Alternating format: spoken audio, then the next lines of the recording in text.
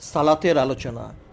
আমার মনে হয় হজরত মুসার সময়ে সকলের সমবেত হয়ে আনুষ্ঠানিক সালাত পালন করার কোনো প্রচলন ছিল না।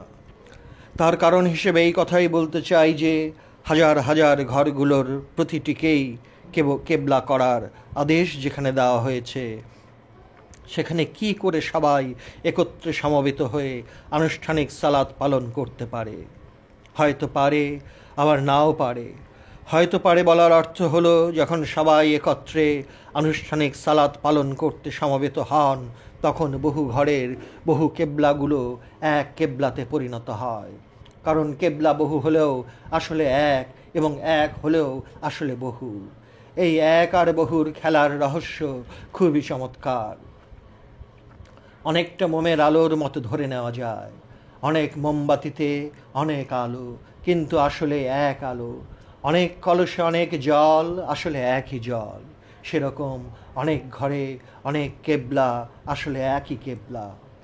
আবার নাও হতে পারে, বলছি যে হয়তো হজরত মুসার সময় সবাই মিলে একত্রে সমবেত হয়ে আনুষ্ঠানিক সালাত পালন করার নিয়ম ছিল না।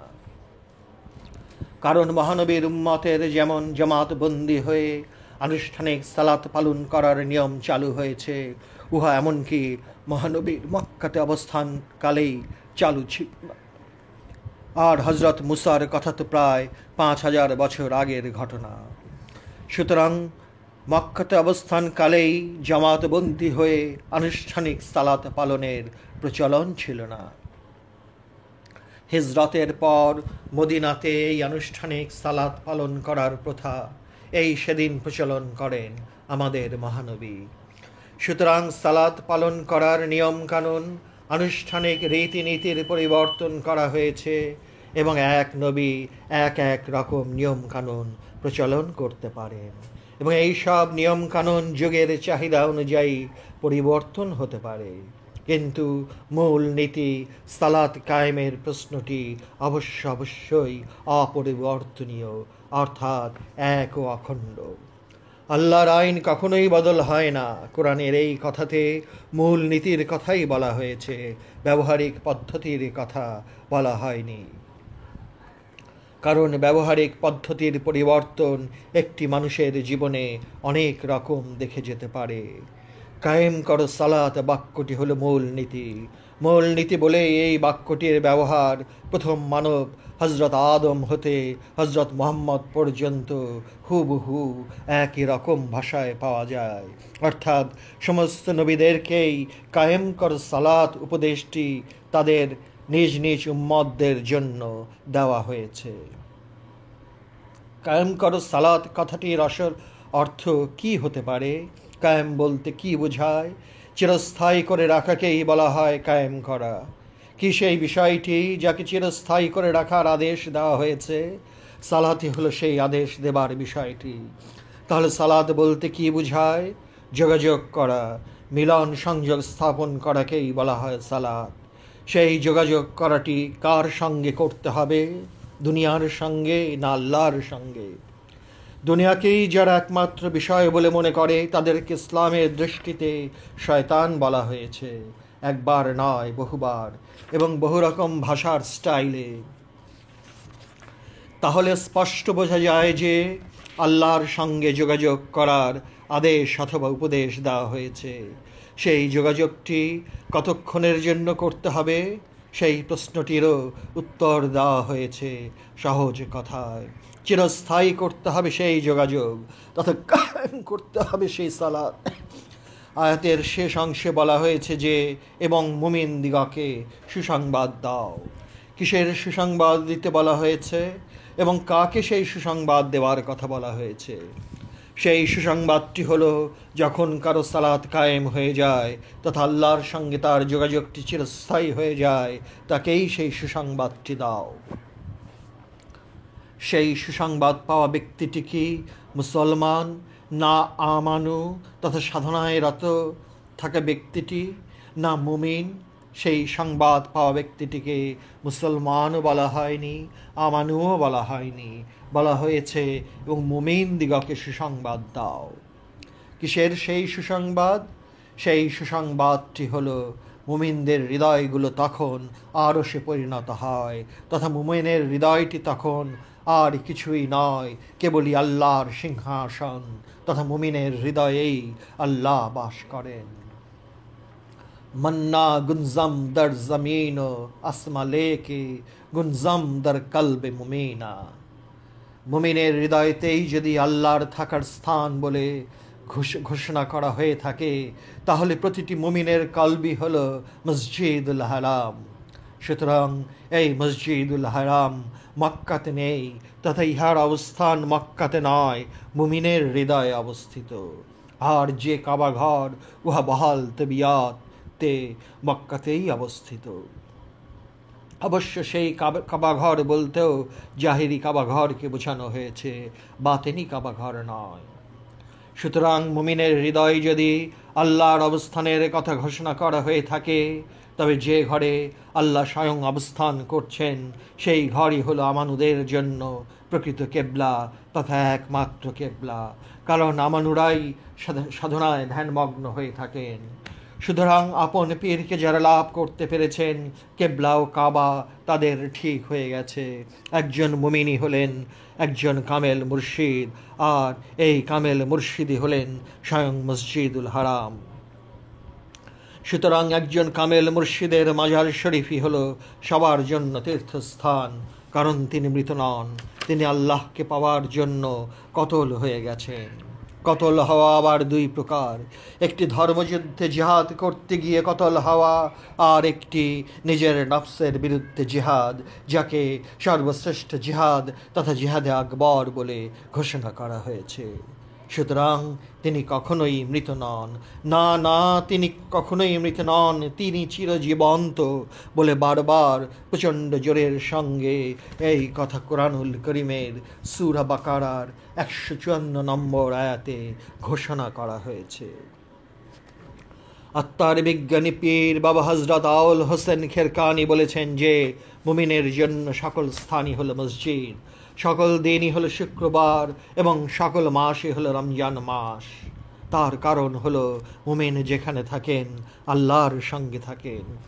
আত্মার বিজ্ঞানী পীর বাবা বায়েজিদ বোস্তামি বলেছেন, অনেক দিন কঠোর সাধনা করেও মনটিকে আল্লাহর মসজিদে রাখতে পারিনি, কারণ মন আল্লাহর মসজিদে বাস করতে চাইতো না, কান্নাকাটি শুরু করে দিত। কিন্তু যখন আল্লাহর রহমত অবতীর্ণ হয়ে মনটিকে আল্লাহর মসজিদে নিয়ে যাওয়া হলো, তখন মনটি আনন্দে হাসতে লাগলো। পীর বাবা হযরত বায়েজিদের এই কথাটির অর্থ যদি ইট অথবা মাটির তৈরি মসজিদের কথা বলা হয়েছে বলে কেউ ধরে নিতে চায়, তাহলে একজন সামান্য বুদ্ধিমান ব্যক্তিও হাসবে। কোরআনের সূরা কুরাইশে আল্লাহ বলেছেন যে ফালিয়াবুদ রাব্বা হাযাল বাইত, অতএব তোমার এই ঘরের রবের গোলামি করো। যেহেতু এই ঘরটির সহিত রব শব্দটি লাগিয়ে দেওয়া হয়েছে, তার প্রধান কারণ হলো ঘরটির সঙ্গে রব ব্যবহারের কোনো দামই থাকতো না যদি কাবা গৃহটিকে মানব মনের প্রতীক রূপে গ্রহণ করা না হতো।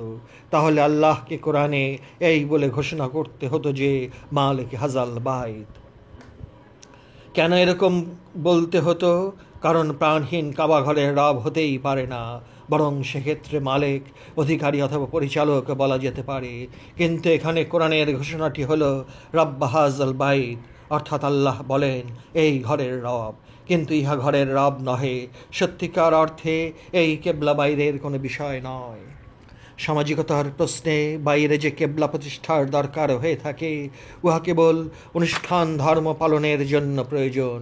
মনকে তাগুত শূন্য করতে পারলে তথা মনের মাঝে লুকানো অগণিত মূর্তিগুলোকে ভেঙে ছারখার করে দিতে পারলেই রব সেখানে আসন গ্রহণ করবেন, এবং আসন গ্রহণ করার সঙ্গে সঙ্গেই উহা আল্লাহর আরশ রূপে পরিগণিত হয়।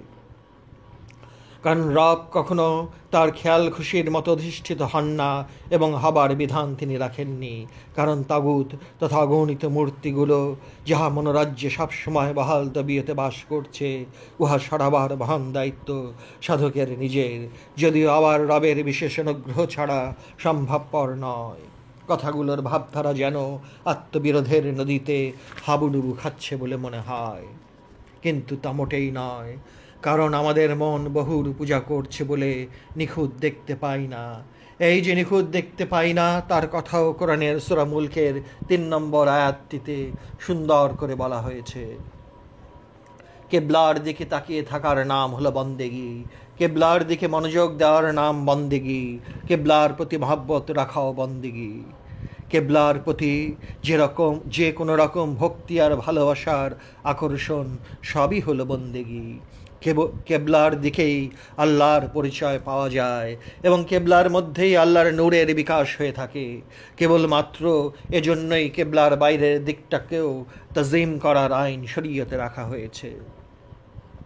খাজা গরিবে নেওয়াজ মঈনুদ্দিন হাসান চিশতি আজমেরি তার লিখিত কয়েকটি চিঠির মধ্যে একটি চিঠি খাজা কুতুবুদ্দিন বখতিয়ার কাকিকে এই বলে উপদেশ দিয়েছেন যে, জানিয়ে রাখো বাবা কুতুবুদ্দিন একজন কামেল পীরই হলো আসল কাবা, সুতরাং আসল হজও হলো এই কাবাকে কেন্দ্র করে। তোয়াফ করাও এখানে, বরকত করাও এখানে এবং খাসুল খাস রহমত লাভ করাও এইখানে। তাই বিশ্ববিখ্যাত হজরত আমির খসরু তার দিওয়ানে একটি খুবই সাংঘাতিক কথা বলেছেন, যে কথার সঙ্গে খাজা বাবার উপদেশটির একদম হুবহু মিল পাওয়া যায়।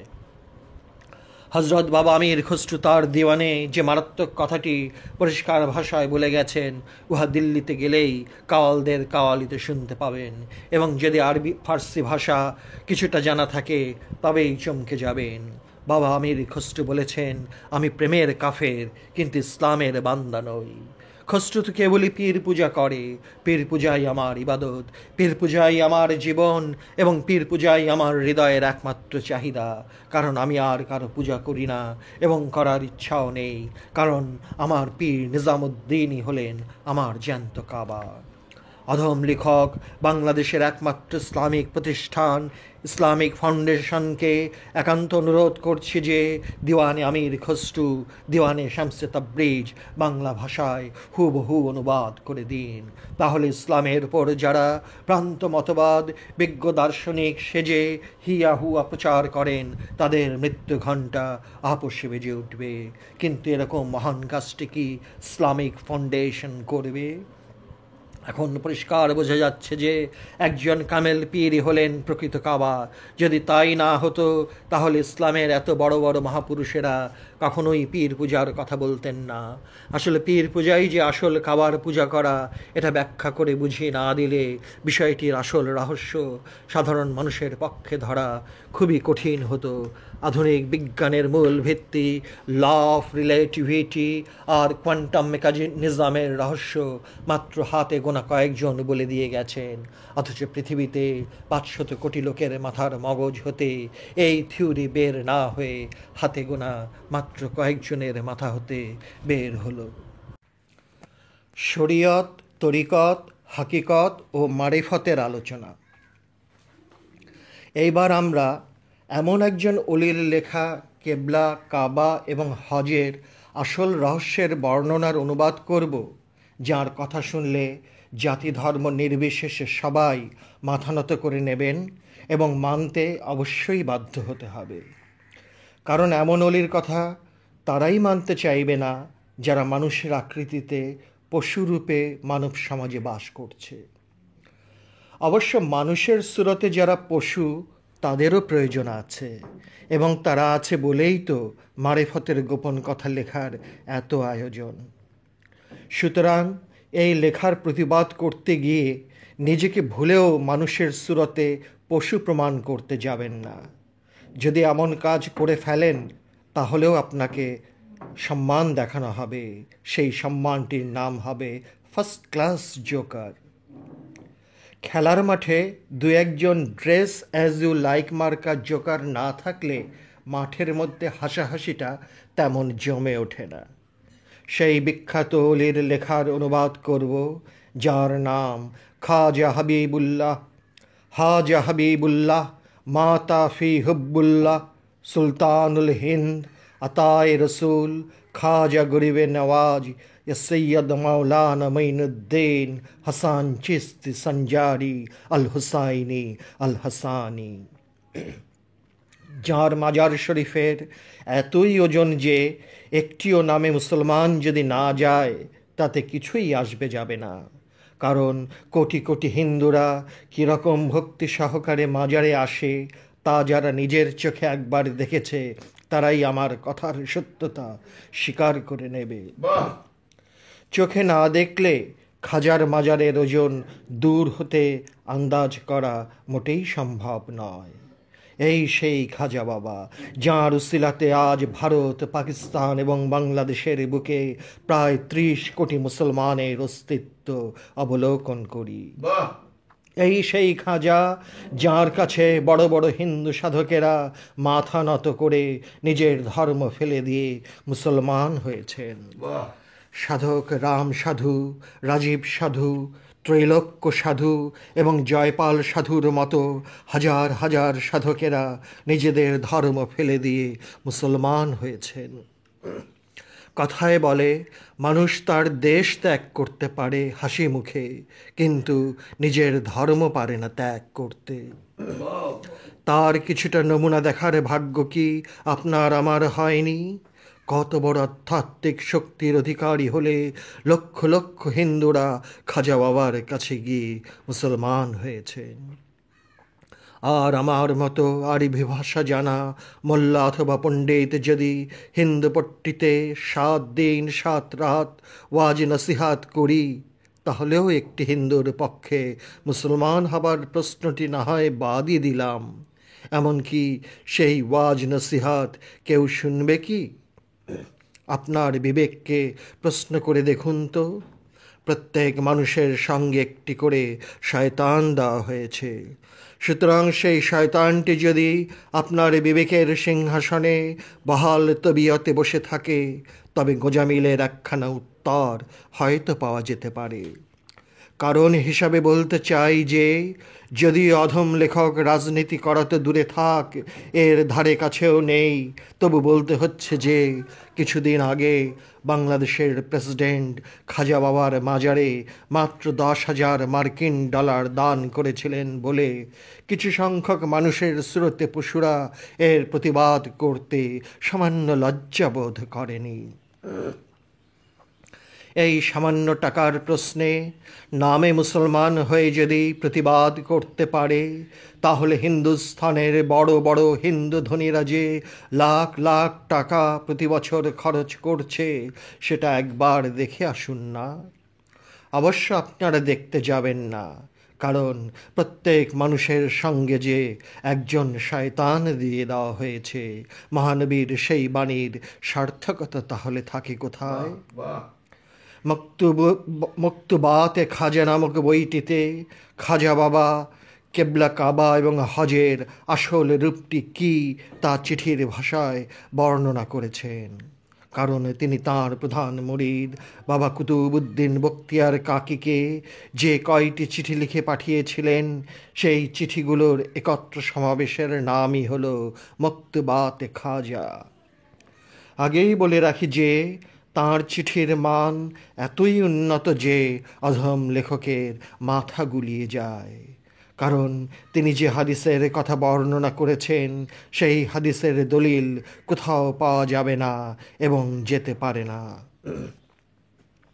কারণ তিনি নিজেই সেই কথা বলতে গিয়ে তাঁর প্রধান মুরিদ বাবা কুতুবউদ্দিন বখতিয়ার কাকিকে বলেছেন যে তিনি চরম রহস্যময় রাজ্যের পর্দা উঠিয়ে দেখতে পেলেন যে মহানবী হজরত উমর ফারুককে উপদেশ দিচ্ছেন এই বলে যে, হে উমর, অবশ্যই ইহা জেনে রাখো যে মানুষের হৃদয়ই হলো খানায়ে কাবা।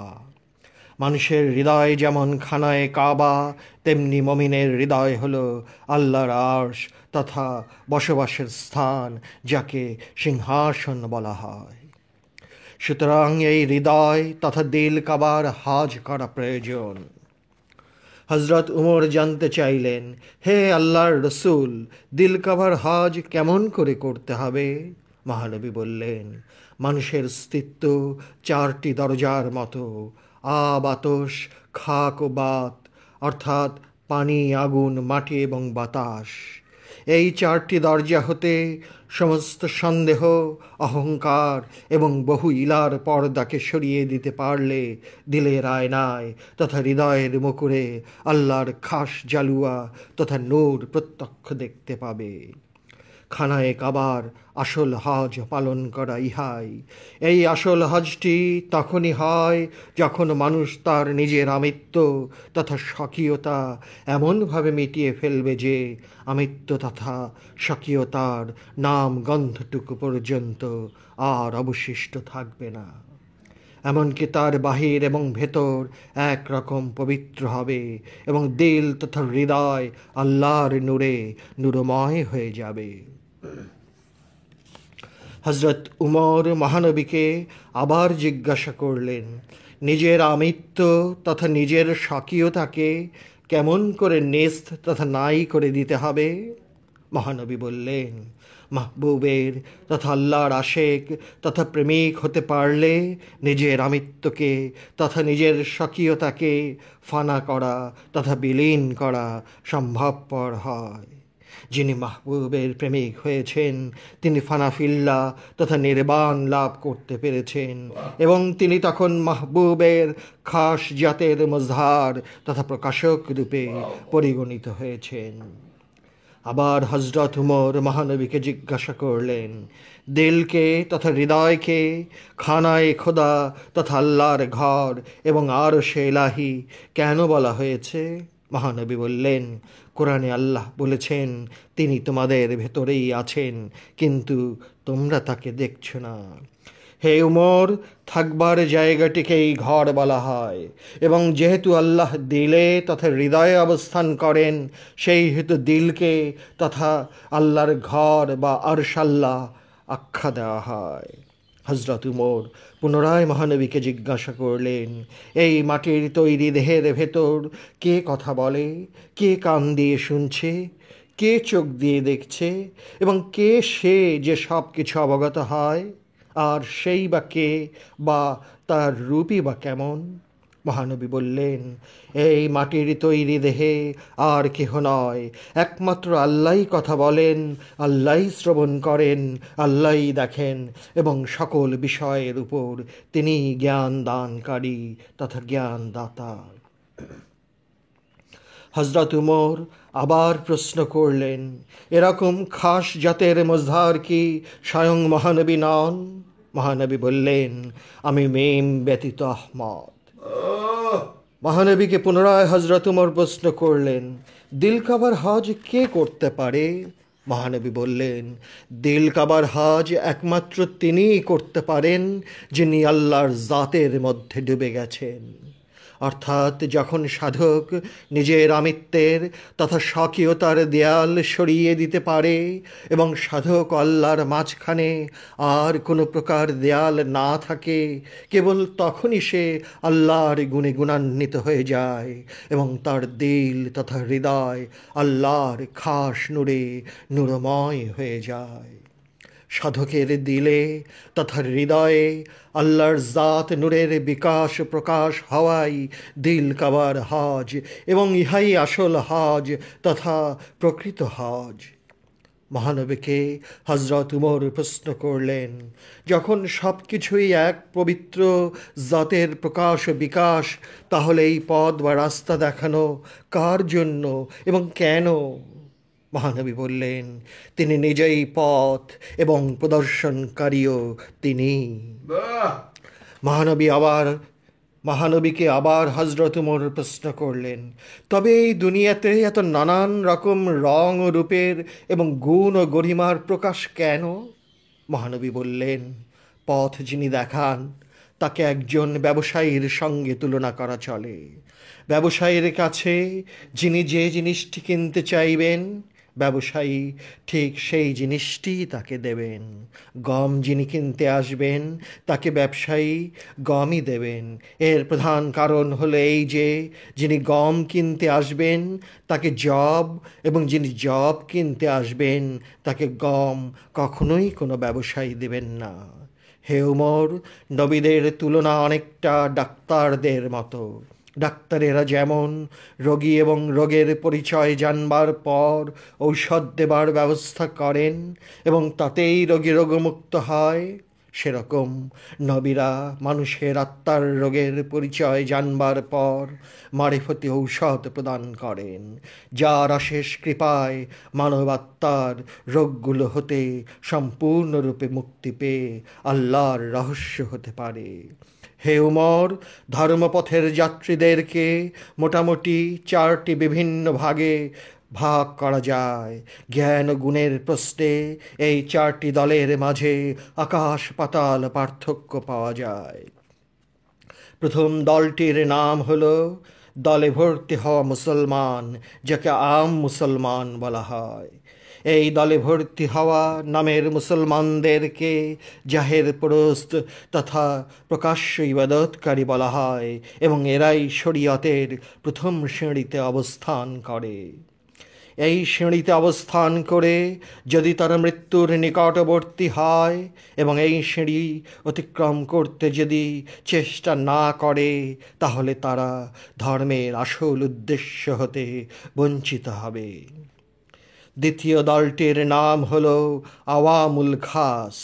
এই দলটির বিশেষত্ব হলো যে এরা একদিকে যেমন সাধারণ, আবার অন্যদিকে কিছুটা অসাধারণের গন্ধ পাওয়া যায়। এই দলটি রহস্য লোকের জ্ঞানের প্রতি কিছুটা আকৃষ্ট বটে, কিন্তু নিজেকে কেমন করে চিনতে হবে সেই জ্ঞান হতে বঞ্চিত তথা রমুজে রুহানিয়াত বিষয়টিতে অজ্ঞ। এরাই আহলে তরিকত বলে পরিচিত তথা পরিচয়ের পথে অবস্থান করে। তৃতীয় দলে যারা আছে তারা হলো খাস তথা আসল। এরা কেবল একমাত্র দিনের মধ্যে বাস করে এবং এরা নিজেদের আপন পরিচয় জানতে পেরেছে। এদেরকেই বলা হয় আহলে হাকিকত তথা সত্যের রাজ্যে বাস করছে। চতুর্থ দলে যারা আছে তাদেরকে বলা হয় খাসুল খাস তথা আসলেরও আসল। এরা সব সময় আল্লাহর রহস্যে ডুবে থাকে এবং আল্লাহর পবিত্র জাতের গুণাবলীর বিকশিত প্রত্যক্ষ রূপ হলে এরা, এবং সব সময় সব রকম অবস্থায় যা দর্শনীয় তৎসমুদয় দর্শন করে। যে কোনো ধরনের কলুষতা, অহংকার এবং আমিত্বের দেয়াল এরা সম্পূর্ণরূপে নিশ্চিহ্ন করে দিয়েছে। দুধের ভেতর চিনি মিশালে যেমন চিনির আলাদা পরিচয় জানার আর অবকাশ থাকে না, তেমনি এরা আল্লাহর জাতের ভেতর ডুবে গিয়ে নিজের আমিত্বকে ফানা করে তথা নির্বাণ করে দিয়ে বাকা বিল্লাহতে তথা চিরস্থায়িত্বের মধ্যে অবস্থান করে। এরকম বাকাবিল্লার লোকেরাই আহলে মারিফত তথা মারিফতের মধ্যে বাস করে। হে উমর, হেদায়েতের তথা দীক্ষা দেওয়া এবং রাহনামাই তথা পথ প্রদর্শন তালেবের তথা পথসন্ধানের যোগ্যতা বিচার করা হয়। আসরার এলাহি তথা আল্লাহর গুপ্ত রহস্যের মহান নিয়ামত সাধারণ মানুষকে দান করা যায় না। সাধারণ মানুষকে এরকম নিয়ামতে উজমা দান করলে ইহার অবমূল্যায়ন এবং অপব্যবহার হবার সম্ভাবনা থাকে, কারণ সাধারণ মানুষ এই বিরাট নিয়ামতের গুরু দায়িত্ব বহন করতে পারবে না এবং অবশেষে রাহে গুমরাহিতে তথা ভুল পথে এগিয়ে যাবে। হযরত উমর আবার মহানবীকে জিজ্ঞাসা করলেন, আল্লাহর জাত কি এবং আর সমস্ত বস্তুই বা কি? মহানবী বললেন, সমস্ত বস্তুই আল্লাহর মজহাব তথা প্রকাশ স্থল। যদিও প্রকাশের ধারাতে অনেক রকম, কিন্তু হাকিকতে তথা আসলে সমস্ত কিছুই এক। কিছু মানুষকে সমস্ত সৃষ্টির ওপর কর্তৃত্ব করার ক্ষমতা আল্লাহ দান করেছেন, কারণ মানুষকেই আল্লাহর নিজের সুরতে তথা চেহারায় তৈরি করেছেন।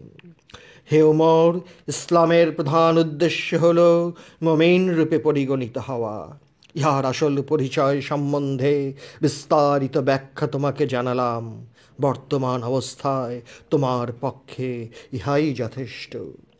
যখন তুমি এর চেয়ে আরও বেশি অগ্রসর হবে এবং কামালিয়াতের তথা সিদ্ধির শেষ পর্যায়ে উপনীত হবে, তখন কেবল তোমার ভেতরই তোমার সব রকম গুণাবলী এবং গোপন রহস্যের যাবতীয় প্রকাশ ও বিকাশ তোমার ভেতরই মজুদ দেখতে পাবে। তারপর মহানবী শেষ উপদেশটি দিলেন যে যে নিজেকে চিনতে পেরেছে সে তার রবকে চিনতে পেরেছে।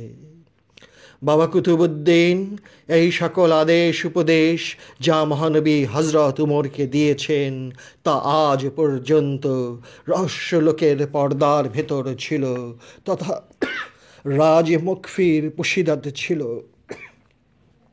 আমি রহস্যলোকের আদেশ পাওয়ার পরই তোমাকে লিখে দিলাম, জাহিরি মোল্লা ও পণ্ডিতদের সঙ্গে ঝগড়া বিবাদ করতে যেও না, কারণ আল্লাহর বিনা হুকুমে কোনো কিছু নড়াচড়া করতে পারে না। বাদাসসালাম। মহানবীর আদর্শের বাণী না বলে যদি খাজা বাবা তাঁর নিজের বাণী বলে প্রচার করতেন এবং যদি তিনি সর্বা এবং আর কিছু নেই বলে ঘোষণা করতেন, তাহলে পাক ভারতের 30 কোটি মুসলমান খাজা বাবা ছাড়া আর কিছুকে গ্রহণ করতেন? তাহলে কি খাজা বাবার ধর্ম বলে একটি আলাদা ধর্ম পাক ভারতে বিরাজিত থাকত? তাহলে কি তাঁর বানানো 30 কোটি মুসলমান আজ অন্য কোনো ধর্ম মানতে চাইতো? কত বড় সাংঘাতিক ওজন খাজা বাবার, ভাবতেও অবাক লাগে, বিস্ময়ে হতে হয় অভিভূত। জাতি ধর্ম নির্বিশেষে লাখো লাখো মানুষের আগমন হয় যার পবিত্র রওজা মোবারকে। অবাক হতে হয় যেই কথাটা মনে করে, সেই কথাটা হলো যদি একটিও মুসলমান খাজা বাবার মাজারে না যায় তাতে তাঁর রৌনক ও শান এক বিন্দুও কমে যাবে না, কারণ লাখ লাখ অন্য ধর্মের মানুষেরা যেভাবে তাঁর মাজারে সমবেত হন তা একবার চোখে দেখলেই এই কথার সত্যতা বুঝতে পারবেন।